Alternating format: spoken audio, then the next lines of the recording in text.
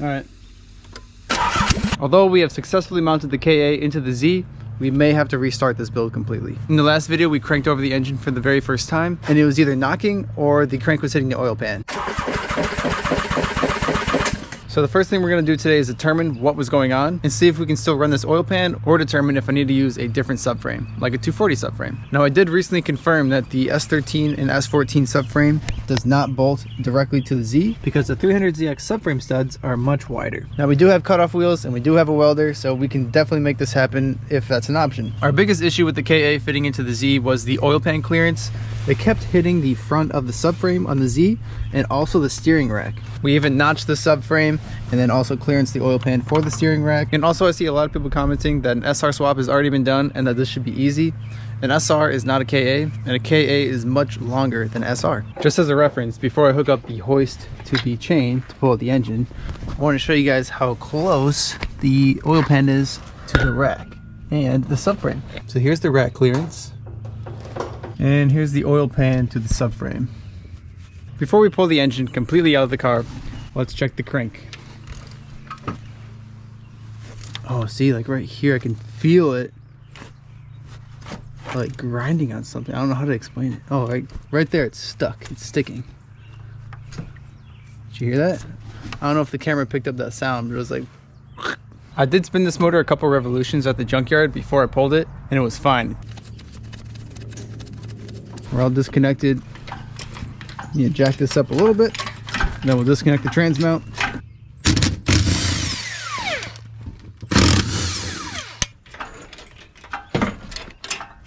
Well, we got the engine out this far, and the hoist decided to stop working. If you guys can tell, I'm layered up. It's really cold here once again. The last couple days it was like 80 degrees out, and now it's back to 30.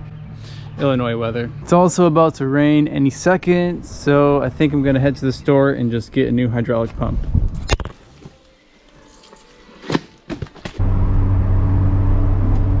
Well, I guess the easiest way to go about this is just picking it up and just... There we go. Oh my gosh, so satisfying when things work the way they should.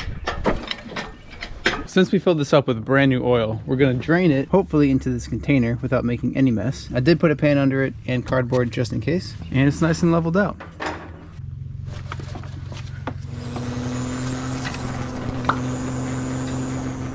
We drained most of the oil out of here. Now we gotta take off these side brackets so that we can access the rest of the bolts on the bottom of the pan.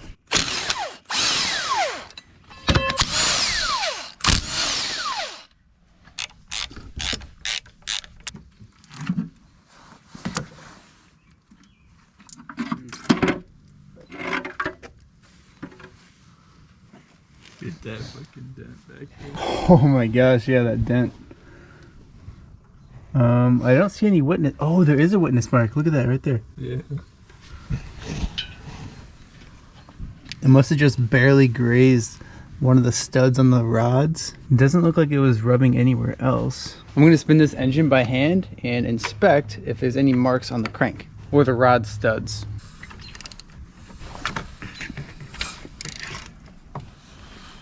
I don't know, something doesn't feel right. It's like really notchy. Like that should not just stop like that. I might as well check the rod bearings while this is all exposed.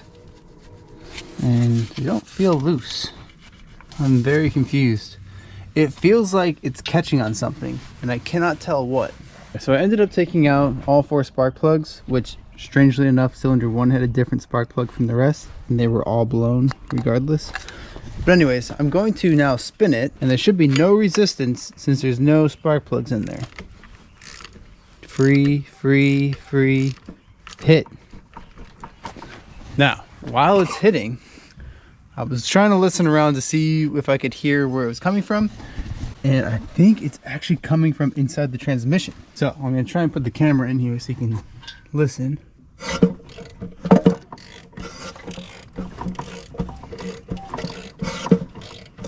I'm wondering if the clutch is hitting the bell housing. So I guess I need to take off the transmission now. We're just working completely backwards today.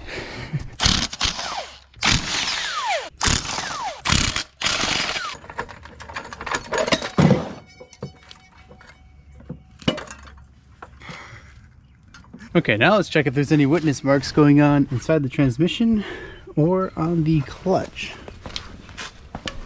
Oh, look at that. That's shiny right there. What was that grinding on? The starter. Look, right there. No way. That is insane. What the heck, man? I would have never guessed the pressure plate on the clutch was grinding on the starter. Let's try and spin the engine just to confirm. This should be nice and free. Yeah, see, that's how it should be. Well, should I grind down the starter? There's really no other option here. I'm not about to grind down the clutch. What a crazy find. I was starting to get worried. I really thought the engine was blown. I was like, man, something doesn't feel right. It feels like maybe the cylinder wall is gritty. Maybe I overlooked something before I pulled it out of the junkyard. But no, I knew I made sure it was fine. What did you guys think the issue was? Did you have any ideas while I was diagnosing this? Well, while it's off, let's make sure nothing else in the bell housing was hitting. Everything else looks fine.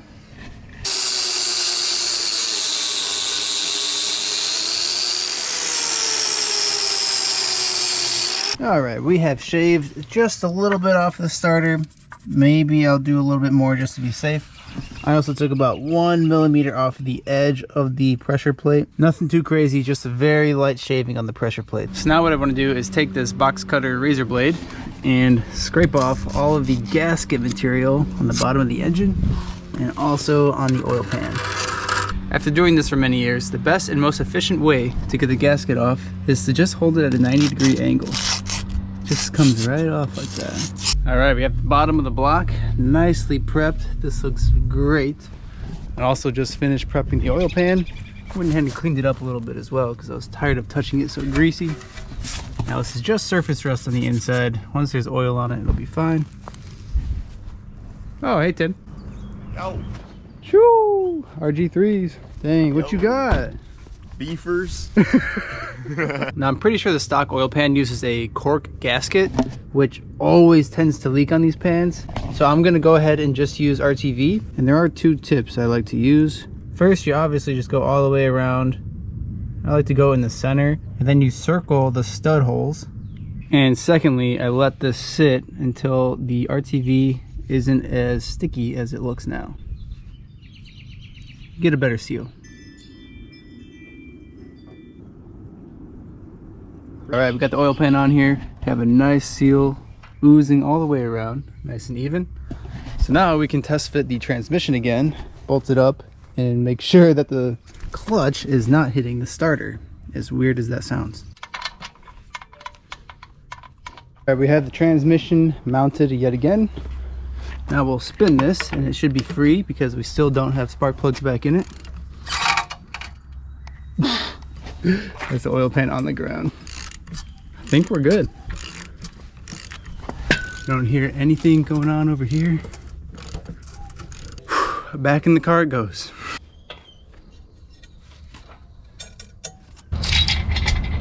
Why do they keep taking rounds, dude? The KA is back into the car. The very next step is to plug everything in yet again. And these are the 2 connectors that I'm going to be working with. Basically, we're jumping those to fit into the 300ZX body.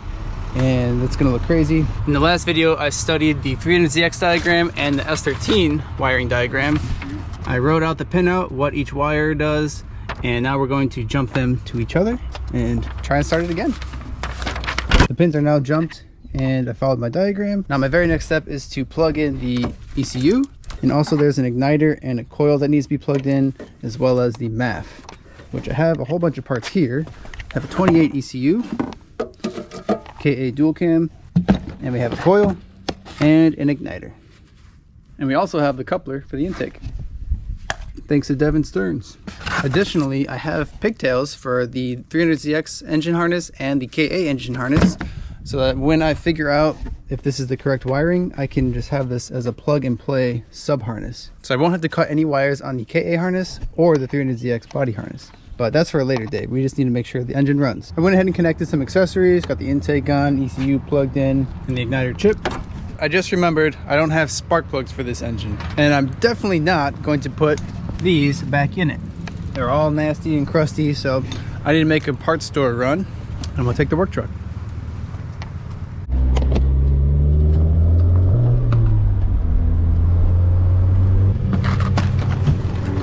All right, let's slap these in there, and hopefully she starts up.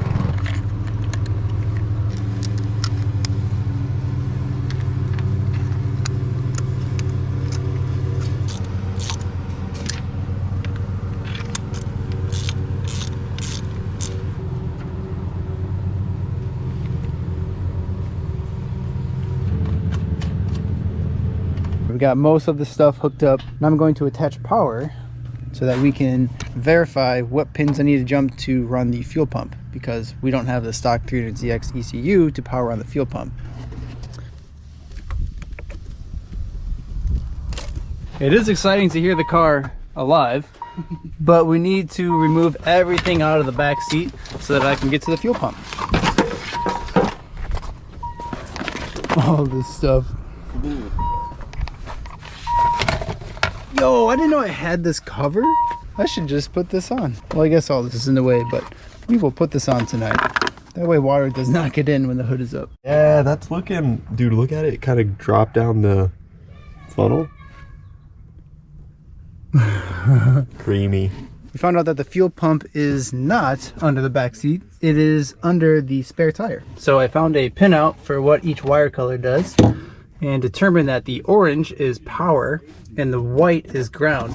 Now it grounds out to a fuel pump relay module, which we're not going to mess with today. We are just jumping straight power and ground to the fuel pump. So let's see if it even turns on. Hey, are the fuel lines connected? Yeah. All right. You want more oil or? Ooh. It works. I don't know how much fuel is in this though. Let's check if there's any leaks. Got pressure? Anything leaking on that side? No leaks. Could also be no fuel. Alright, well, I guess the last step is just connecting the ignition coil wires, and also I need to tape the bottom of this because there's a hole in it. Dude, look at how beautiful these are. So fresh, so clean.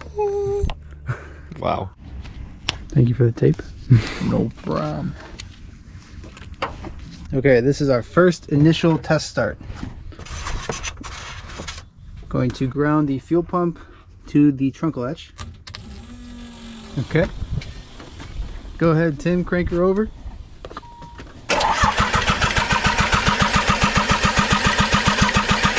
Well, obviously it didn't start, but we're thinking we needed to ground the ignition coil and the igniter as well as the igniter ground, because that's how it is on the 240. So we're going to do that and then try again. Okay, we moved some wires around. We found out that the ECU was not getting power. So we're going to try this again. Got the fuel pump. We got Tim cranking it. Go ahead. No! Probably lose battery. Oh, is it too loose? Hold on, Tim. Hold on, Tim. Hold on. Turn it back. I'm all the way off. Okay. All right, go ahead.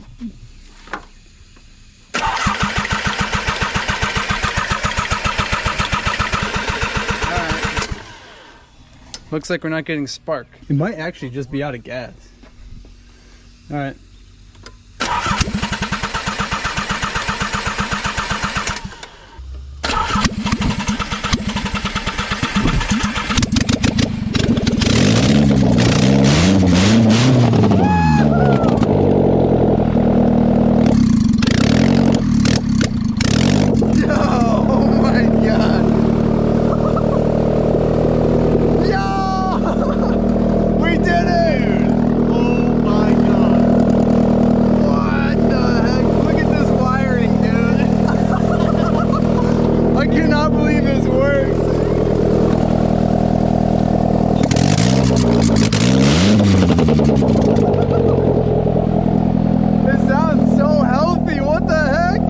Man, now we have to figure out where we're going to put all of these extra parts, and it's looking like they're going back in the Z. at least until the next video, which will hopefully be the test drive video. It's crazy to think that we started the day thinking that this KA was blown and also had the oil pan off and the transmission off, grinding a starter, and then we ended the day with the very first test start. So if you take away anything from this video, just let it be, never give up. Even when things start to seem impossible, just keep pushing, you'll get through it. We're back in Japan, well, mini Japan, at Meihan, or Meihan, however you say it. But we have a couple things that we need to do on the track, but for now we're gonna get some driving in.